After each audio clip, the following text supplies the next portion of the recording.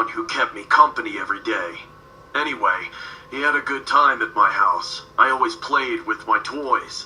When I grew up, I wanted to be a doctor, so I used to do surgeries with my toys, fusing them and experimenting with them. I felt pity when I broke them, but once my mom told me that they don't feel pain, so from that day on, I didn't mind breaking them, since that would be a good excuse to try to repair them. Despite my family situation, everything was going very well, but one fateful day, everything would change. One day, I was with a new toy I had found. It was a Buzz Lightyear, just like the one on TV.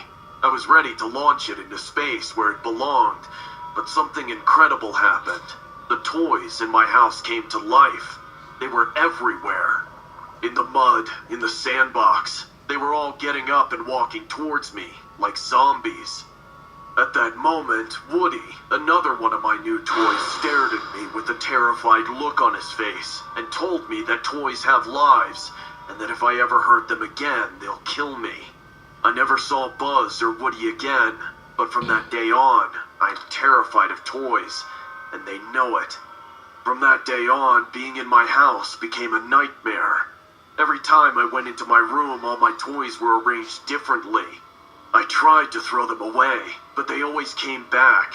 Sometimes they'd be waiting for me perfectly arranged with signs telling me to play with them. Crying, I obeyed them. Who knows what would happen to me if I didn't? Anyway, I didn't even pay attention to them. In any case, not even listening to them and everything they asked me to do would prevent what happened on the worst night. The night I was almost killed. That night, I had gone to bed very early, as we had an evaluation and I was fatigued. I fell asleep almost instantly, and although I thought I would wake up many hours later, a few minutes later I was already with my eyes open. What's happening? They were my 3 toys. Babyface, Fred, Ducky. He holding the butt. One had a piece of paper cut in its hand, which had written on it, "You are not playing with us anymore." I'm sorry. I promise I'll do it more often. Why do we always have to ask you? Please, don't hurt me. I'm really trying my best. You've been a very bad boy, Sid. Now, we'll have to hurt you.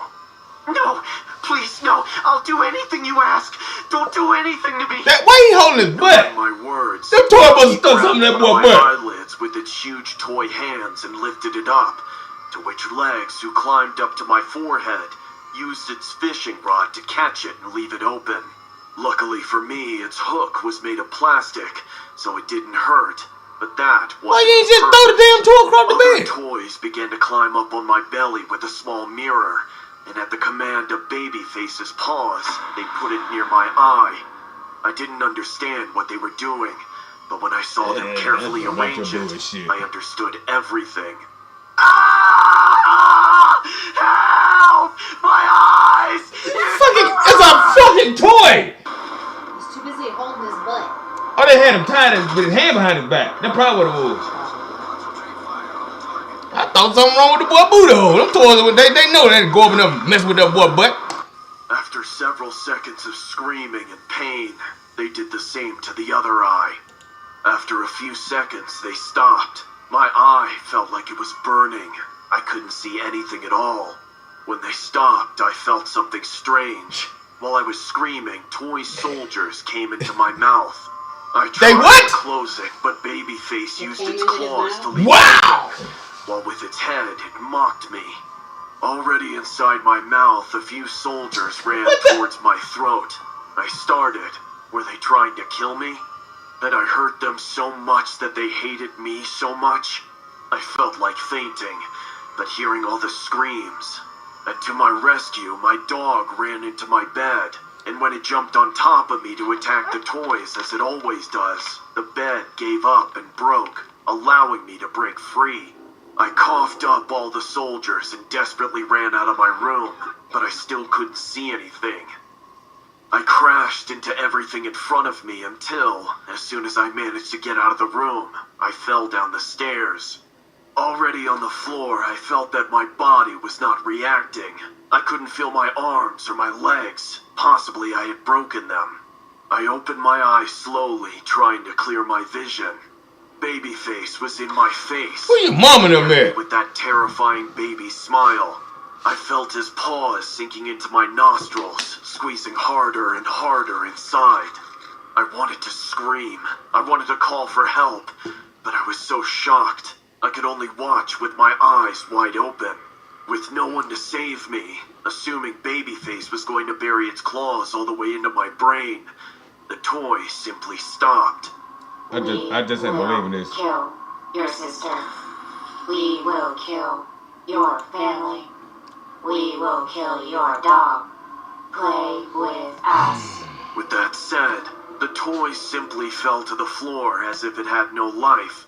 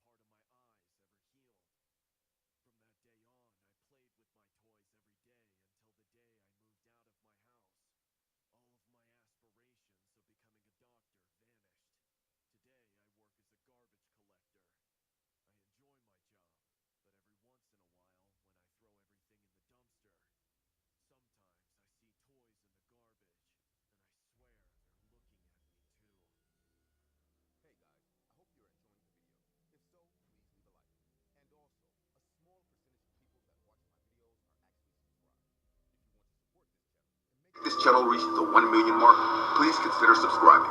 It's free, and you can change your mind later. Enjoy. Andy's best friend in the Toy Story movies is his cowboy doll Woody, but a theory posits that Woody first belonged to Andy's absent father.